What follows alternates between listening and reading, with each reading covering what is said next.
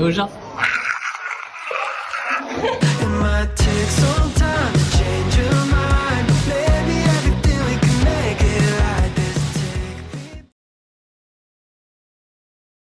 Le truc de dingue.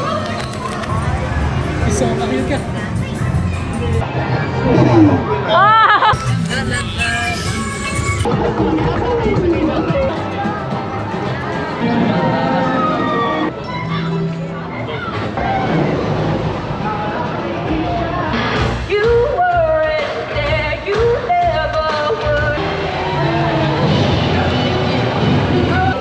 Allez, encore un.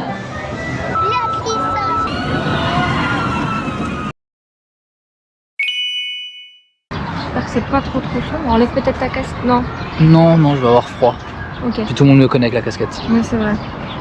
Donc chose promise, chose due, on vous retrouve pour vous donner tout un tas d'informations pour préparer votre séjour à Universal Studios Osaka. Hein, précision parce que en fonction des parcs, donc si vous allez notamment à Los Angeles, Ouais, ce sera sans doute très différent. voilà, c'est différent. Rien que le monde de Nintendo est encore pas le même qu'à Osaka, donc voilà, c'est vraiment spécifique à Osaka. Donc première chose, vous allez acheter vos tickets. Vous avez différentes options, soit vous achetez directement sur le site de Universal Studios Japan. Ouais. Et moi j'avais comme note comme quoi les cartes bancaires françaises ou en tout cas étrangères n'étaient pas acceptées. Là j'ai payé avec une carte Boursorama et ça n'a pas posé de problème. Non, on n'a pas eu de problème. Donc soit c'est Boursorama qui passe, soit ils ont fait le nécessaire pour que les cartes étrangères soient acceptées. Et vous recevez vos tickets par email quelques minutes après. Donc vous les conservez dans votre téléphone et comme ça vous aurez votre QR code pour rentrer, vous n'êtes pas obligé d'imprimer les tickets. Oui, sur le téléphone c'est suffisant, sans les machines pour scanner. Si jamais ça ne passe pas sur le site d'Universal, vous pouvez acheter vos tickets sur le site de Klook. C'est une application, un site internet comme Get Your Guide pour ceux qui connaissent et vous pouvez y réserver tout un tas d'activités. Voilà. Nous on l'avait réservé pour Fansipan, ouais, au Vietnam et ça marche très très bien. Est-ce que c'est un peu plus cher quand tu passes sur Klook? Je crois que j'avais été voir et non, il n'y avait pas de différence. Okay. Fansipan non plus, il n'y avait aucune différence en termes de tarifs. Justement, ça pouvait être même un petit peu moins cher parce qu'il peut y avoir des codes promo qui se baladent. Donc dans tous les cas, vous ne payerez pas plus cher. Au niveau du tarif, le tarif il peut varier. Donc là, nous on y est allé les 8 et 9 avril 2025. Actuellement, pour une journée, votre ticket vous coûte 8600 yens. C'est l'équivalent d'à peu près 53 €. Vous avez également la possibilité de prendre des entrées pour un jour et demi. Donc je crois que l'entrée le premier jour se fait peut-être à partir de midi ou 15 h. Je sais pas exactement. Voilà, c'est l'après-midi. Et le lendemain, vous y allez toute la journée. Et là, c'est 13 100 yens, ça fait à peu près 81 €. Et nous, ce qu'on a fait, on a pris 2 jours consécutifs. Et donc là, on a payé 16 300 yens. Les tarifs que je vous donne là, c'est les moins chers. Évidemment, il y en a des plus importants. Oui, en fonction des jours, tu veux dire. En fonction des jours, en fonction de la saison, si c'est le week-end, si c'est un jour férié, si c'est des vacances scolaires, etc. Ouais, bien sûr, à éviter. Voilà. Ouais. Nous, c'est tombé pile poil bien. On avait le tarif le moins cher de la période, en tout cas. Et en plus en pleine semaine. Et en plus, en pleine semaine, on y allait. C'était des mardis et mercredis. Et c'est ce que j'avais vu qui était recommandé, d'éviter les week-ends et même vraiment le milieu de la semaine, c'était pas mal. Et donc 16 300 yens, ça donne à peu près 101 €. Voilà. D'accord, donc 101 € par personne pour 2 jours. Avec l'accès sur l'entièreté d'Universal, ouais, sur dont Mario. Oui, évidemment, dont Mario. Il n'y a pas de tickets supplémentaires à acheter. Ne cherchez pas sur le site, ça n'existe pas. On va vous expliquer après comment ça se passe, mais vous prenez juste un ticket et vous entrez dans Universal et vous avez accès à toute la zone. Nous, on a fait 2 jours parce qu'on voulait être plus tranquille et beaucoup plus en profiter. Si jamais vous faites qu'une journée ou même plusieurs, mais que vous voulez ne pas attendre au niveau des files d'attente des attractions, il y a les passes express. J'ai jeté un petit peu un coup d'œil là-dessus, on a regardé, nous on n'a pas pris, c'est un coût, hein. Le moins cher, 9800 yens, c'est 60 €, ajouté à votre ticket de base, hein, évidemment. Ou alors le plus cher, 17 800 yens, ce qui équivaut à 110 €. Donc voilà, ça double complètement. C'est ça ce que je veux dire, c'est que ça double, ça fait x2 le prix du billet. C'est ça. Ouais. Après, c'est à prendre en compte. Voilà, c'est à prendre en compte en fonction de ce que vous voulez voir, de votre budget, de ce que vraiment vous voulez faire. Après, de ce qu'on en a vu, ça a l'air d'être assez efficace. La période où nous on était, les fast-pass y passaient, la file était quasi inexistante, on va dire. En sachant que nous, comme je vous l'ai dit, on était du 8 au 9 avril, c'est la période des cerisiers, donc c'est censé être quand même une grosse période touristique.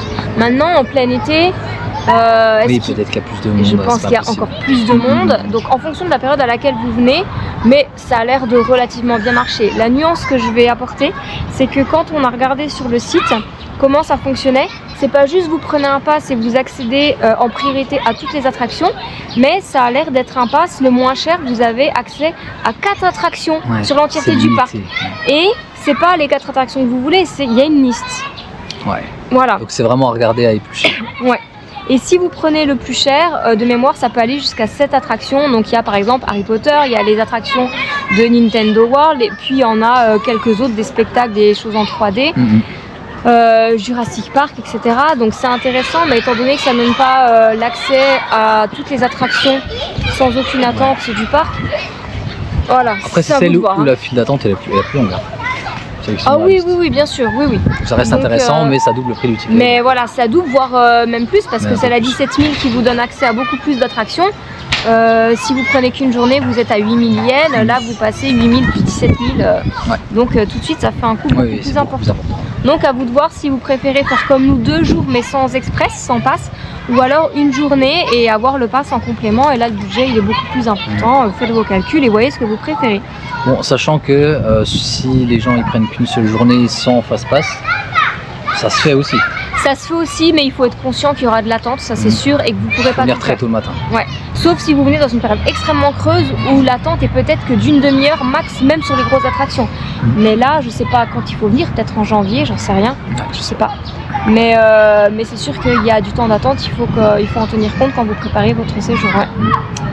Ensuite, petite info pratique, vous allez sans doute venir en métro, il y a la ligne P qui vous conduit à Universal City Station, et une fois que vous descendez de la station, vous êtes limite dans le parc. Juste avant, vous savez, il y a souvent, comme à Disney je crois, une allée avec des magasins, des restos, etc. Oui. Vous arrivez là en fait, donc vous êtes quasiment à l'entrée. Donc ça c'est très pratique, et après en fonction de où est votre hôtel, vous complétez avec une autre ligne. Alors, vous suivez les gens, de toute façon ceux qui descendent de la station. C'est ça, ils y vont en général, et de toute façon il n'y a rien d'autre là-bas. Donc voilà. Ensuite concernant l'ouverture du parc, ça c'est un sujet. Ah oui. Ouais. Donc voilà, nous il était écrit qu'il ouvrait à 9h. Officiellement ça ouvre à 9h. Officiellement ça ouvre à 9h. On voulait aller à Mario dès le premier jour. Donc nous on s'est dit, on a suivi les quelques conseils qu'on a vus sur internet, on est à 6h30 devant, vous allez nous prendre pour des barjots d'arriver aussitôt avant l'ouverture, c'est-à-dire 2h30 avant, sauf que à 7h ils ont ouvert les premières grilles qui concernent les contrôles. C'est les portiques en fait automatiques pour contrôler les sacs, tout ça. Donc vous passez, c'est comme à l'aéroport, vous mettez vos affaires dans un petit bac et ils passent au niveau des portiques, et vous passez entre au détecteur pour vérifier que vous rentrez pas avec des armes ou je ne sais quoi. Par exemple, Et donc ça c'est 7h.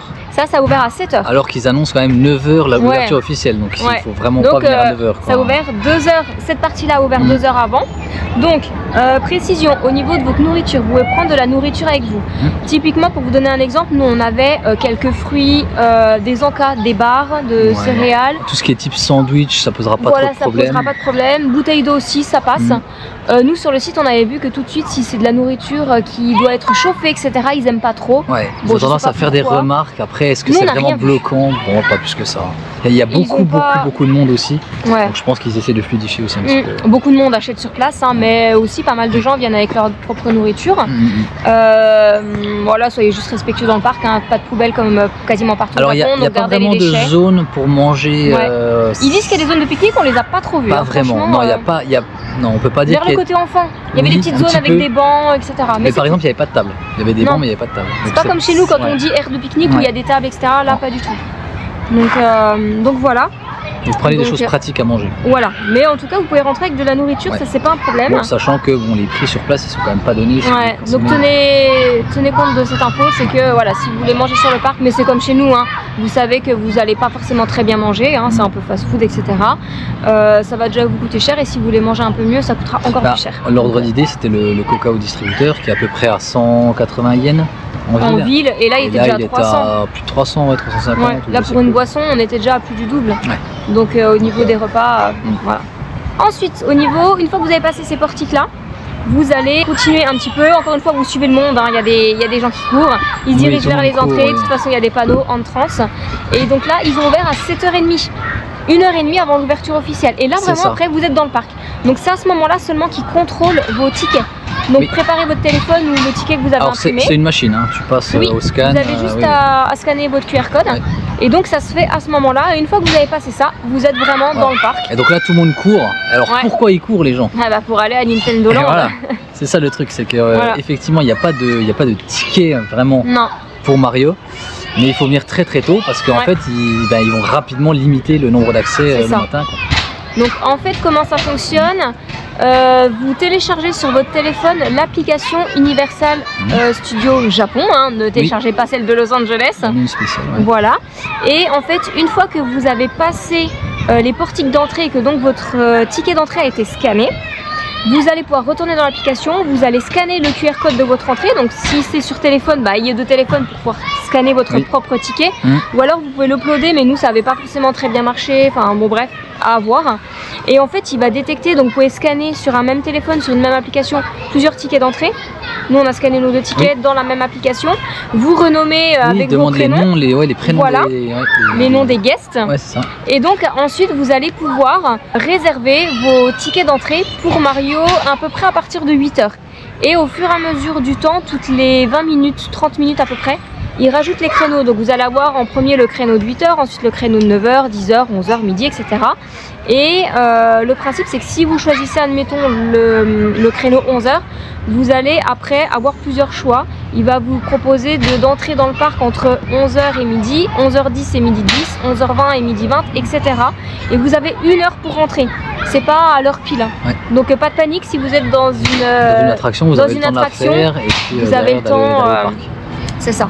Donc par contre, il faut absolument avoir ce ticket d'horaire pour rentrer dans Mario, sauf si, comme nous, vous courez comme des malades dès l'ouverture. Ou alors vous marchez très vite, parce que ça a fonctionné aussi. En fait c'est un peu bizarre, c'est-à-dire qu'ils ne le précisent nulle part, mais le matin, donc ils ouvrent avant 9 h. Voilà, et donc à ce moment-là, vous courez jusqu'à Mario, et là ils vont pas vous contrôler. Ils laissent rentrer les gens jusqu'à... Jusqu'à 8 h peut-être, jusqu'au premier créneau ou franchement j'en sais rien, on n'a pas vu du coup, on était à l'intérieur. Et en tout cas, à partir d'un certain nombre de personnes, à ce moment-là, ils ouvrent par créneau. Et donc là, s'ils vous bloquent l'accès, c'est que vous devez avoir sur l'application, faire la démarche là pour pouvoir choper votre créneau. Sachant que quand il était à peu près 11 h du matin... Nous on a pris notre créneau à 11 h pour 16 h. Sur la deuxième journée. À 11 h. Voilà. Ouais, sur la deuxième journée. Tu réserves à 11 h pour un créneau à 16 h. Donc vous voyez le battement, voilà, faut pas attendre 14 h pour aller sur l'application pour prendre parce que ce sera trop tard. Hein. Dès que vous êtes entré dans le parc, regardez, déjà vous scannez vos tickets. Une fois que c'est fait, au moins vous êtes tranquille, vous allez tout de suite accéder aux créneaux qui sont disponibles. Et les gosses, ça suffit. Ah, on les entend pas, je pense. Et donc du coup, allez régulièrement dans l'application pour voir les nouveaux créneaux qui arrivent, et dès que vous avez l'heure à laquelle vous souhaitez aller dans Nintendo Land, et ben là vous le réservez. Il vous demande si c'est pour toutes les personnes qui sont enregistrées. Bon, généralement oui, hein, si vous enregistrez, vous êtes deux, vous allez y aller en même temps. Et après vous avez encore une fois les tickets sur votre téléphone. C'est toujours un système de QR code et on va vous scanner votre QR code à l'entrée de Nintendo Land. Il faut bien renseigner les éléments parce qu'en fait ils contrôlent. Hein, quand vous êtes dans la file d'attente, il y a déjà quelqu'un qui remonte la file pour contrôler si vous avez bien, pour un petit peu fluidifier parce qu'il y a énormément de monde. Et si vous êtes deux, il faudra avoir mis que vous rentrez à deux parce que sinon ils en laisseront pas qu'un. C'est ça. Voilà. Donc de toute façon c'est simple, vous foncez jusqu'à Mario.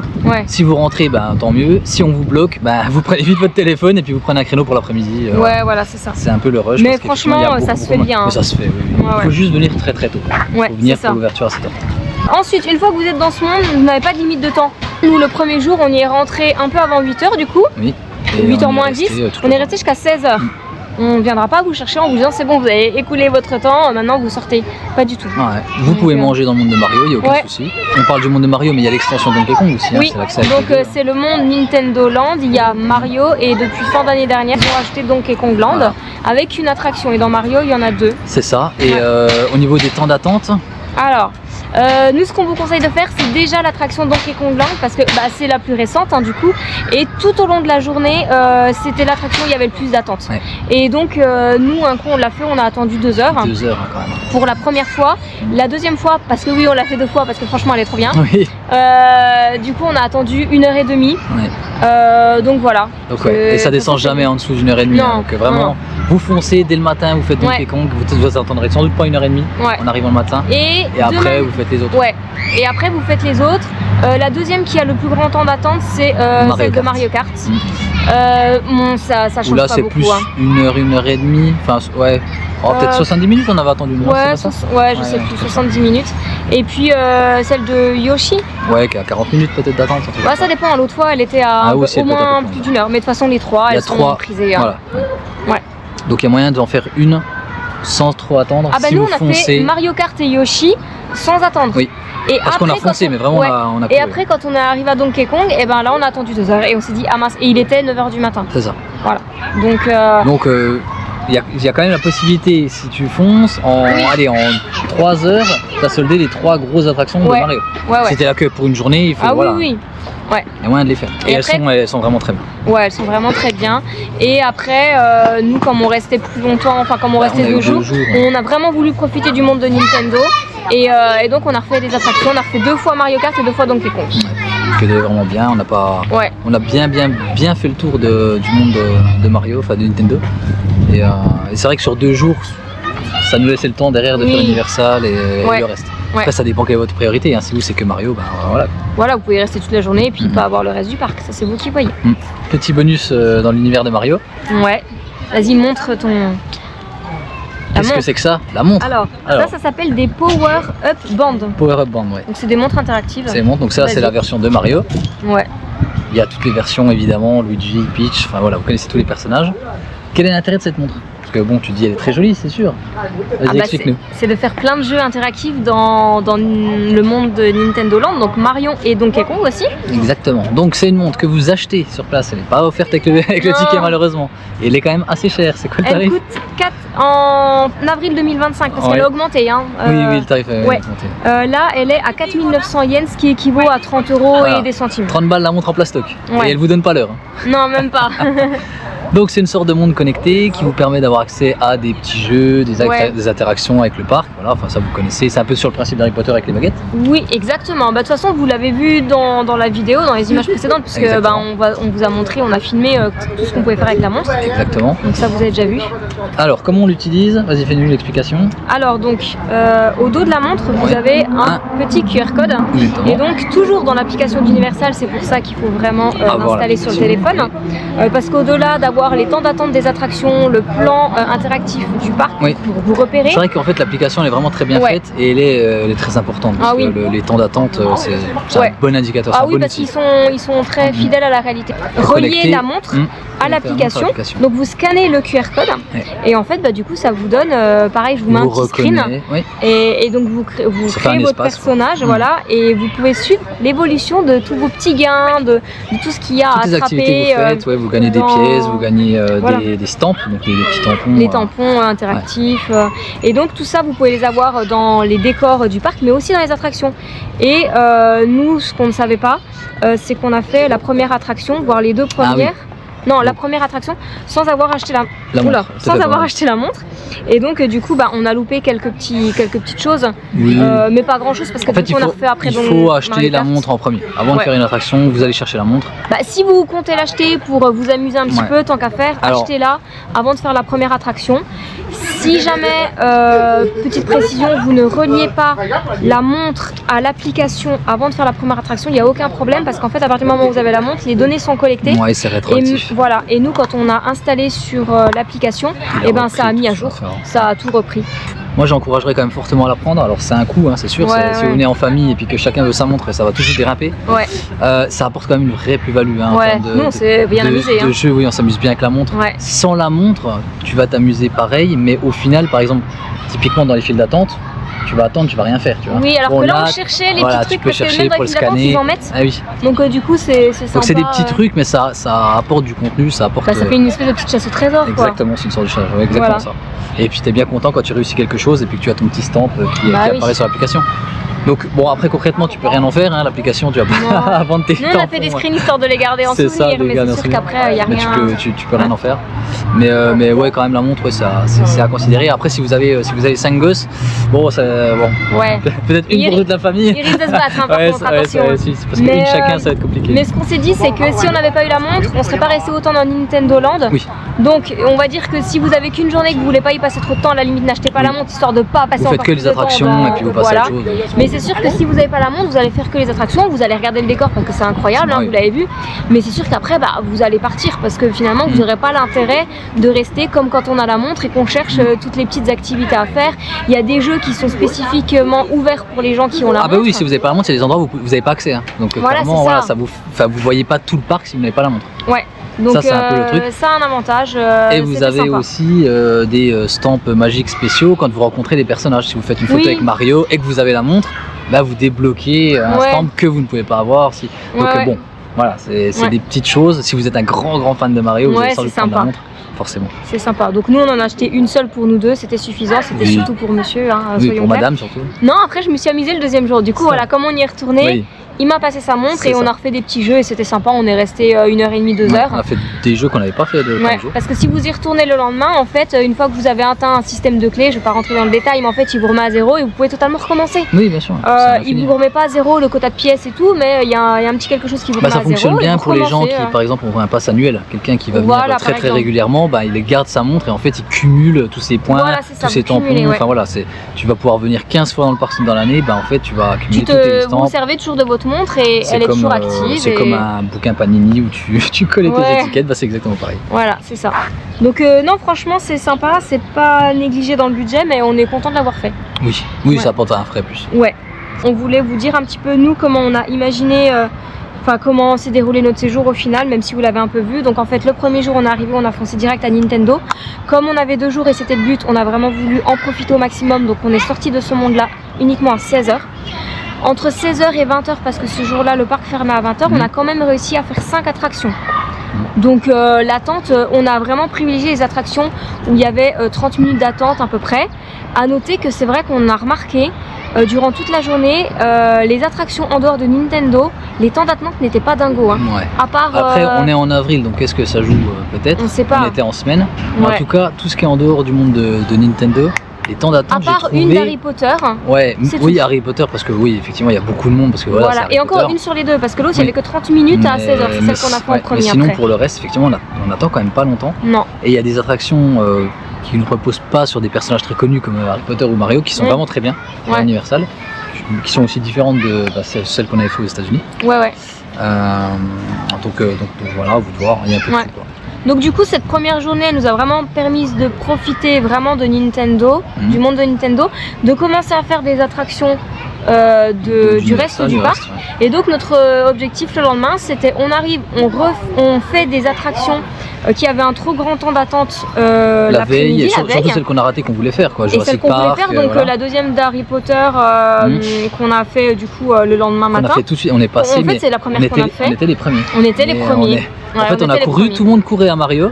Alors ceux qui n'aiment pas Mario, les petits tips, qui veulent pas aller faire Mario parce qu'ils s'en fichent, vous arrivez dans le parc, vous faites les autres, il n'y a personne, parce que le parc est vide, parce que de toute façon tout le monde est à Mario. Et donc après on a réussi à faire 5 attractions.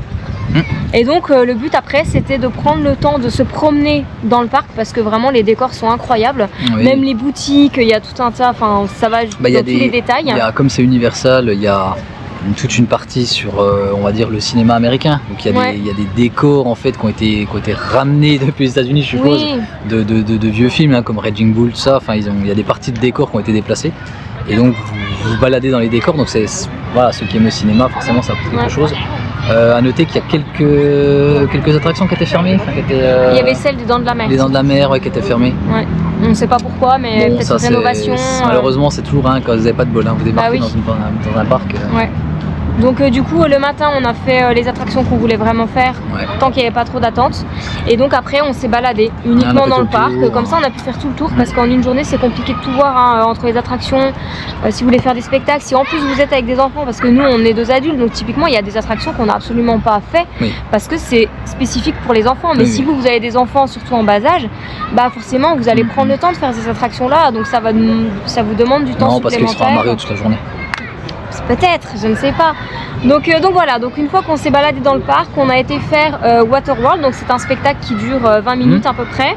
Et ensuite, du coup, le matin, on avait chopé notre créneau pour Nintendo à 16h. On s'est dit, si jamais on a le temps, qu'on a fait toutes les attractions qu'on veut, qu'on s'est promené dans le parc, on y retourne pour terminer le séjour et on retourne un coup dans on fait la zone. deux jours Universal et 2 jours on était à Mario. Voilà, donc on a testé la version où on court et on arrive sans ticket d'horaire. Et le lendemain, on avait avec la réservation. Voilà, et le lendemain, on avait notre réservation et on est rentré à 16h15 après le spectacle qui était juste à côté de Waterland. Sachant Waterworld, sachant que le mercredi, ça fermait à 19h. Ça fermait à 19h et au final, on est parti, il était 7h moins le quart. Et du coup, c'était très sympa, c'est là que j'ai fait les jeux, on a vu des personnages aussi plusieurs fois dans cette à noter que par rapport aux personnages, alors ça c'était peut-être un des points négatifs parce que dans l'ensemble le parc il est vraiment génial. Ah ouais. Si on devait donner un sentiment ou une note ou quoi, ce serait forcément une très bonne note parce qu'il est vraiment très bien. Le seul souci c'est par rapport aux personnages, alors c'est un peu le même principe que chez Disney, c'est-à-dire que vous avez certains personnages, on va dire les personnages les plus nuls qui sont en libre service, vous pouvez les prendre en photo. Les personnages dans Nintendo, mais dans Nintendo, en fait. Tout le reste du parc, c'est pas de problème. Mais après, si vous voulez une photo avec Mario, visiblement c'est payant. Voilà. Les autres personnages c'est pas payant mais c'est compliqué et vous avez du mal à vous faire prendre avec votre téléphone, il faut passer par le photographe ils veulent pas. Pour que vous achetiez la photo derrière. C'est ça. C'est-à-dire que Donkey Kong, on s'était dit allez on se fait en photo avec Donkey. Bon, en fait le téléphone c'est niet quoi, c'est eux qui vous prennent en photo et derrière la photo elle est à 15 balles. On sait pas trop parce qu'au final on l'a pas prise. Donc on est parti de la file d'attente. Ça c'est des trucs qui sont un peu c'est le seul bémol. C'est le seul bémol et le reste du parc, par contre pas de soucis. Toi tu t'es fait prendre avec comment il s'appelle? Il y a Woody Woodpecker, il y a tous les personnages on a vu Shrek, Fiona avec le chapeauté. On a vu Snoopy, donc pour les enfants c'est top. Avec Charlie Brown. Voilà, on en a vu plein et du coup ils sont là. Ils se baladent dans le parc et là vous avez pas de problème pour être prise en photo avec votre propre appareil. Il n'y a pas de photographe en fait à cet endroit-là. Donc du coup. Par contre si vous voulez une photo avec Peach, faut passer à la caisse. C'est ça, exactement. donc non, franchement dans la globalité on est vraiment très contents. On est heureux d'avoir pris les 2 jours parce qu'on a été beaucoup plus serein, tranquille, on n'avait pas de pression à se dire qu'il faut absolument tout faire en une journée ou en tout cas il faut qu'on arrive à faire toutes les attractions qu'on veut dans la même journée parce que sinon on sera déçu. Là pas du tout, on a pris notre temps, on en a vraiment bien profité. Donc c'est un budget mais moins que si vous prenez l'express au final. Donc c'est à vous de voir. Moi j'aurais vraiment tendance à conseiller de prendre 2 jours si vous pouvez, franchement je trouve qu'on est beaucoup plus détendu, on profite plus. On est moins dans le speed de tailler à toutes les attractions, d'être sans cesse sur l'application à regarder combien de temps et à tout chronométrer. Mais après, ça en fonction des moyens de chacun. Si vous venez au Japon, vous savez que c'est un pays qui est quand même assez cher. Donc de toute façon, si vous prévoyez de passer par Osaka, Universal, oui, c'est un budget, oui, clairement. Voilà. Donc à la limite, emmenez avec vous de quoi manger. S'il n'y a pas d'enfants, peut-être prenez pas la montre si vous êtes vraiment ric-rac. Mais je trouve qu'en 2 jours, on profite beaucoup mieux. Après, si vous préférez prendre qu'une journée, prenez qu'une journée, évidemment. Et puis si vous prenez 2 jours et vous prenez le fast-pass, là, c'est que vous gagnez bien votre vie, donc tant mieux. Jackpot. Et là, vous profiterez encore plus que nous. Mais non, franchement, c'était top et du coup, on le recommande sans hésiter. C'est vraiment un super parc. Clairement. On en garde un très bon souvenir. Et c'est d'ailleurs le seul truc à faire à Osaka. Non, je suis un peu dur, mais Osaka, c'est pas une ville. Voilà, de toute façon, ça nous a pris 2 jours. Le lendemain, on s'est reposé parce que clairement, on était crevés. En se levant à 5h, c'est compliqué. Et donc, du coup, voilà, Osaka, on va pas le visiter autant qu'on aurait pu le visiter si on était resté une semaine qu'à faire ça. Là, on reste de toute façon 5 jours. Donc, vous avez vu que quelques petites images sur la vidéo précédente avec Nara. Mais c'est vrai qu'Osaka, on l'a pas visité autant que Kyoto et Tokyo notamment. On espère que la vidéo sur Universal vous a plu, que c'était sympa de nous suivre. Que vous avez pris des bonnes notes sur les tips. Ouais, qu'on a réussi à vous montrer comment vous donner en fait envie d'aller dans le parc. Et puis comment ça fonctionne. Ouais. Et puis du coup prochaine vidéo, mais je sais pas en fait, ça se trouve la série sur le Japon est finie là. Parce qu'en fait, nous, demain, on va visiter Nara et après, on repart. Ah oui, là, de toute façon, on sera pas à la fin. On va retourner à Tokyo quand même. On retourne 2 jours, mais même pas 1 journée et demie à Tokyo. Et après, on s'envole pour une autre destination. Oui. Ouais. Donc vous verrez ça prochainement. Donc du coup, on espère que la petite série au Japon vous a plu. Nous, c'était trop cool, on a adoré. C'est incroyable. C'est pas la dernière vidéo, on va faire un petit bilan du Japon, on a dit. Un bilan Japon. Voilà, on va faire un petit bilan du Japon pour vous dire ce qu'on a visité, ce qu'on a préféré, peut-être nos recommandations, on va voir encore, on va y réfléchir. Aussi le budget, parce que je sais que c'est souvent des questions posées, parce que le Japon, forcément c'est un budget plus élevé que d'aller en Thaïlande. Donc voilà, après tout dépend comment vous voyagez, mais quand même. Donc non, la série au Japon n'est pas terminée, il y en a encore une. Voilà, pour les nostalgiques peut-être que... Du coup, on vous laisse là. Bah oui, puis nous on va aller manger. Et nous on va aller manger. A plus. Salut.